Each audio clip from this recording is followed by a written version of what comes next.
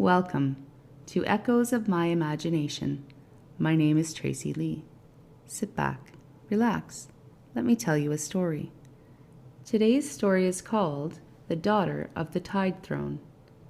Before the towers cracked and the light dimmed, there was the House of Tides, one of Atlantis' oldest bloodlines, their power rooted not in rule but in rhythm. They did not lead from above, they listened from below. From their sanctum, deep in the coastal arcology of Aurelis, where ocean meets sky in seamless frequency, came a child born into prophecy. Her name was Sha'lla. She was born during the convergence of 7 moons, when the tide waters stilled and bioluminescent plankton formed a spiral across the bay. Her first cry echoed through the shelled temples and silenced a flock of flight beasts overhead.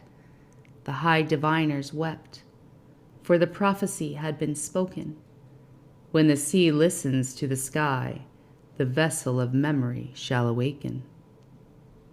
From infancy, Sha'lla could sense emotions through water.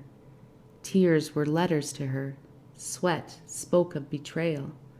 The ocean fed her dreams, and in turn, she offered it visions. At age 3, she told a grieving widow the location of her husband's lost skimmer and the message he had never sent. At 6, she wandered to the edge of a forbidden reef and fell into a trance. When they found her, she whispered names, hundreds, each belonging to someone yet to be born. At 12, she was taken into the Moon Water Order, Atlantis' most sacred circle of dream seers, trained to shape timelines through their inner journey. There, girls like her were taught to separate self from signal, to channel responsibly, to obey the triune codes of harmonic conduct. Sha'lla struggled. She did not want to observe, she wanted to speak. She did not want to erase emotion, she wanted to feel. She began to alter the dream chambers, adding shells to amplify sorrow, crystals that reflected shadow instead of purity. She dared to interpret the dreams rather than report them. And then she told the truth. She saw the collapse before anyone else. She dreamt of sky walls turning to sand, of frequencies warped by hunger, of the high triad drawing too deeply from the earth's inner songlines. She stood before the elders and said, "The pulse is cracking, the breath is binding. We will drown in the light if we do not listen to the dark."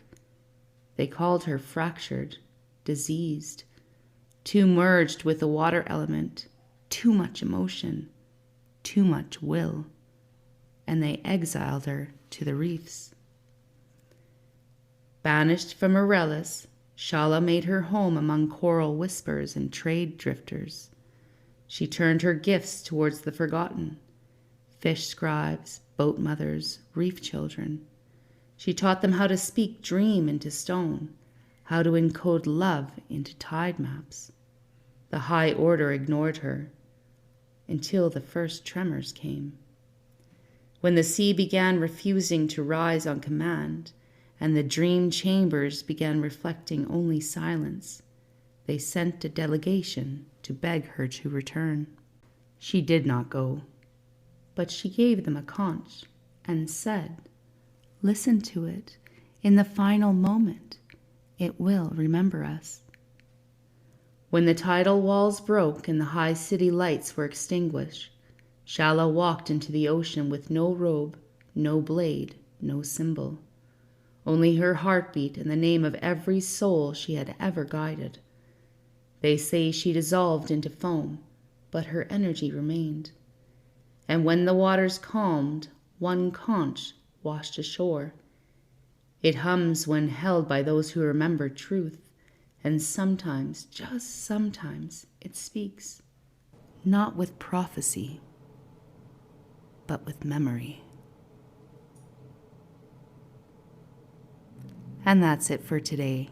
Thank you for joining Echoes of My Imagination. My name is Tracy Lee.